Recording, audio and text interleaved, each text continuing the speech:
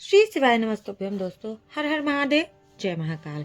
मैं प्रतिभा शर्मा एक बार फिर से स्वागत करती हूँ आप सबका मेरे YouTube चैनल पर। दोस्तों, YouTube चैनल पर मैं बहुत सारी जानकारियाँ, बहुत सारे उपाय जो है आप सबके साथ शेयर करती हूँ हमेशा ही। और आज का वीडियो भी कुछ इसी तरह से है, जिसमें मार्गशीर्ष माह की पूर्णिमा यानी कि आज रविवार के दिन जो है मार्गशीर्ष माह की पूर्णिमा का दिन है। इस दिन आपको कुछ छोटे छोटे से उपाय अगर कर लेने हैं तो आपको बहुत ही ज़्यादा लाभ प्राप्त होने वाला है दोस्तों। जी हाँ, रविवार के दिन पड़ने वाली इस मार्गशीर्ष पूर्णिमा का बहुत ही ज़्यादा महत्व हो जाता है। अगर आप भी चाहते हैं कि आपके घर में माँ लक्ष्मी का वास हो, माँ लक्ष्मी की कृपा आपके ऊपर बनी रहे, या आपका कहीं पर धन रुका हुआ है, किसी भी तरह से आपका धन आ नहीं रहा है, धन की किसी भी प्रकार की कोई समस्या आपके जीवन में आपको देखने को मिलती है, तो दोस्तों इस पूर्णिमा के दिन आपको ये छोटा सा उपाय जरूर करना चाहिए। इससे माँ लक्ष्मी की कृपा आपके ऊपर बनी रहेगी, आपके घर पर, आपके परिवार पर माँ लक्ष्मी का आशीर्वाद सदैव रहेगा। करना क्या है, आपने लेना है दोस्तों, क्योंकि माँ लक्ष्मी के लिए हम इस उपाय को कर रहे हैं पूर्णिमा के दिन, तो आपने लेना है एक कमल गट्टा। सिर्फ और सिर्फ एक कमल गट्टे के प्रयोग से इस उपाय को करेंगे। तो लेना है आपने एक कमल गट्टा, साथ ही साथ लेना है बेलपत्र। बहुत ही सुंदर सा, बहुत ही प्यारा सा बेलपत्र हम इसमें उपयोग करने वाले हैं। देखिए, जब भी कुछ ऐसे उपाय होते हैं तो आप लोगों तक यह जानकारी पहुंच जाती है, तो आप इसका पूरा लाभ जरूर लीजिएगा। तो दोस्तों, आज के दिन यानी कि रविवार के दिन, इस मार्गशीर्ष माह की पूर्णिमा के दिन आपने लेना है एक बेलपत्र, एक कमलगट्टा, और अपने घर से तांबे के पात्र में जल लेकर के पहुंचाना है महादेव के शिवलिंग के समक्ष। जहाँ कहीं भी घर के आसपास जहाँ कहीं भी शिवालय है, शिव मंदिर है, पहुंच जाइए भगवान के समक्ष, और वहां पहुंच करके आपने इस उपाय को करना है। दोस्तों, करना क्या है, सबसे पहले आपने जो आपके पास बेलपत्र है, प्यारा सा सुंदर सा महादेव का सबसे प्रिय जो है, उस बेलपत्र को शिवलिंग के ऊपर समर्पित कर देना है। और शिवलिंग के ऊपर समर्पित करने के बाद जो आपके पास एक कमल गट्टा है, उस कमल गट्टे को बेलपत्र के ऊपर समर्पित करेंगे। दोस्तों, अंत में जो आपके पास में जल है, जी हाँ, क्योंकि आज पूर्णिमा का दिन है, महादेव के कुछ विशेष नाम होते हैं, जैसे चंद्रमौली महादेव या चंद्रशेखर महादेव के नाम से आपको जो है वो जल समर्पित करना है महादेव के ऊपर, उस कमलगट्टे के ऊपर, उस बेलपत्र के ऊपर। जी हाँ दोस्तों, एक बार फिर से मैं दोहराना चाहूँगी कि सर्वप्रथम आपको क्या करना है, सबसे पहले बेलपत्र चढ़ानी है, उसके ऊपर आपने कमलगट्टा चढ़ाना है, और उसके ऊपर से ही आपको जल समर्पित करना है। नाम जो है महादेव का वो ध्यान रखिएगा, चंद्रमौली महादेव या चंद्रेश्वर महादेव के नाम का स्मरण करते हुए इस जल को आपको चढ़ाना है। साथ ही दोस्तों, जो बहता हुआ जल जलाधारी से नीचे की तरफ जा रहा है, थोड़ा सा जल आपको रोक करके अपने घर लेकर के आना है। जी हाँ, और घर लेकर के आकर के आपको इसको पूरे घर में नहीं छींटना है, इसको पूरे घर में नहीं छिड़कना है। आपने इस जल को, जो आपका घर का मुख्य द्वार है यानी कि मेन एंट्रेंस वाला जो स्थान है, उस स्थान पर आपको इस जल को दोनों तरफ छिड़क देना है।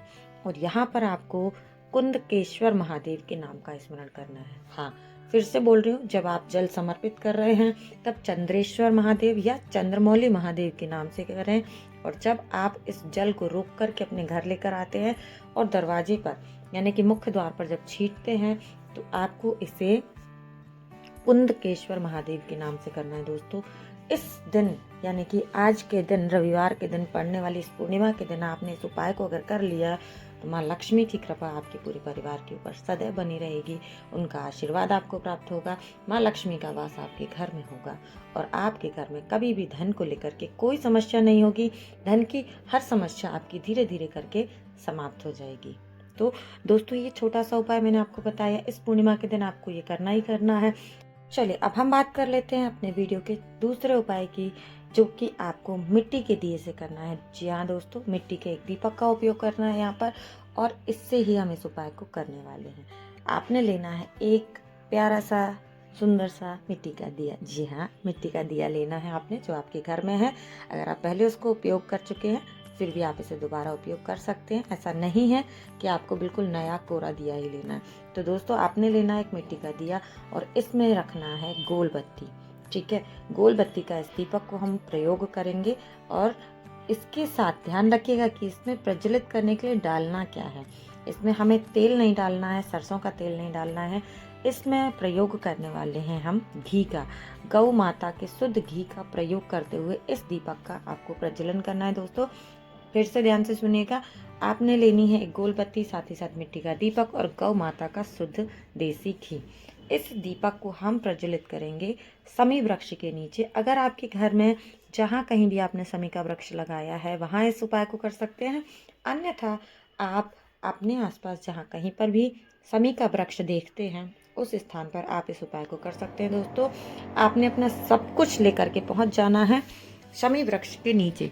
ठीक है, करना क्या है, समी वृक्ष के समक्ष पहुंच करके दोस्तों आपको इस दीपक को प्रज्वलित करना है। हमेशा की तरह आपको बताया गया है कि दीपक को कभी भी सीधा जमीन पर नहीं रखते हैं, इसीलिए हम क्या करेंगे, समी वृक्ष की जो पत्ती है उसको ही आपको इसके नीचे रखना है। जी हाँ, एक समी वृक्ष की छोटी सी पत्ती आपको भूमि पर रखनी है, उसके ऊपर आपको दीपक रखना है और दीपक को प्रज्वलित करना है। ठीक है, क्योंकि आज पूर्णिमा का दिन है, चंद्रमौली महादेव, चंद्रेश्वर महादेव के नाम का स्मरण करते हुए आप इस दीपक को प्रज्वलित कर लीजिए। दोस्तों साथ ही साथ आपने उसमें जलते हुए दीपक में चावल के कुछ दाने डालने हैं।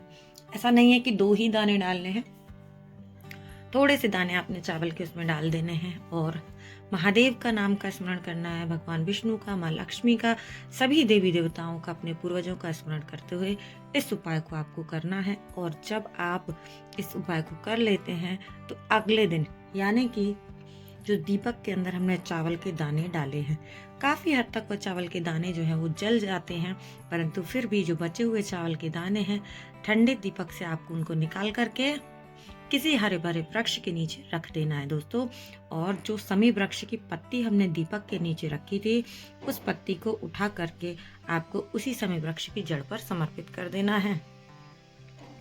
इस उपाय को अगर आपने कर लिया तो आपकी जो भी इच्छा मनोकामना होगी उसे महादेव जल्द से जल्द पूर्ण कर देंगे। कितना सरल, कितना छोटा सा उपाय था दोस्तों जो मैंने आप सबके साथ शेयर किया है। तो इस वीडियो में मैंने 2 उपाय आपके साथ शेयर किए हैं। उम्मीद करती हूँ आपको पसंद आएंगे। साथ ही हमेशा की तरह मैं ये बताना चाहूंगी कि जो दीपक आप जलाते हैं प्रतिदिन, उनका भी नियम बनाए रखें और पूर्णिमा के दिन आपको इनका 2 गुना लाभ मिलता है। यानी कि पहला दीपक आपको जलाना है अपने भगवान के समक्ष, दूसरा दीपक अपने घर के मटके के पास में, यानी कि जो भी परिंदा पानी का स्थान है जो कि पूर्वजों के लिए होता है, वहां दीपक जलाना ना भूलें। साथ ही साथ तुलसी, समी वृक्ष या बेलपत्र जो भी आपके घर में है, इन सभी वृक्षों के नीचे एक दीपक को जरूर जलाना चाहिए। पूर्णिमा के दिन आप अगर ये काम करते हैं तो चंद्रमौली महादेव, चंद्रेश्वर महादेव के नाम का स्मरण कीजिए, चंद्रदेव के दर्शन का लाभ लीजिए। साथ ही साथ आप एक जो है वो आज के दिन अगर खीर बनाते हैं तो खीर का भोग जो है वो भगवान को जरूर समर्पित कीजिएगा। तुलसी दल डालिएगा उसमें ताकि भगवान इसका ग्रहण कर सकें। और इस तरह जब आप सब काम करते हैं तो आपको कैसे भगवान का आशीर्वाद प्राप्त नहीं होगा। उस खीर का जो आपने भोग लगाया है, आप इसका प्रसाद पूरे परिवार को खिलाइएगा। पूर्णिमा के दिन बहुत सारे घरों में सत्यनारायण की कथा करने का प्रावधान भी है, जो कि हर महीने पूर्णिमा पर कथा करते हैं सत्यनारायण भगवान की। तो अगर आप भी ऐसा कुछ करना चाहते हैं तो इस मार्गशीर्ष माह की पूर्णिमा के दिन आप ये सब कुछ कर सकते हैं। और ऐसा कुछ करने से आपको सभी देवी देवताओं का, आपके पूर्वजों का, आपके पितरों का आशीर्वाद आपको प्राप्त होता है और आपके घर पर परेशानियां कभी नहीं आती हैं, सबका आशीर्वाद मिलता है आपको। तो दोस्तों पूज्य गुरु जी की कथा को सुनकर वीडियो के माध्यम से मैं उपाय अपने शब्दों में जानकारी आप तक लेकर आती हूँ और उम्मीद करती हूँ कि यह सब आपके लिए लाभदायक होता होगा।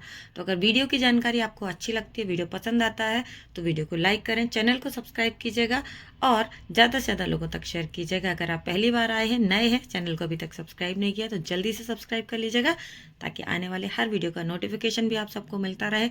और ऐसी ही महत्वपूर्ण जानकारियाँ देखने और सुनने के लिए आप मेरे साथ बने रहें। दोस्तों आप सबका प्यार मेरे साथ बना रहे, ऐसी ईश्वर से मैं भी कामना करती हूँ और आप सब हमेशा स्वस्थ और सुखी रहें। इस कामना के साथ मिलेंगे अगले वीडियो में फिर कुछ नई जानकारी के साथ।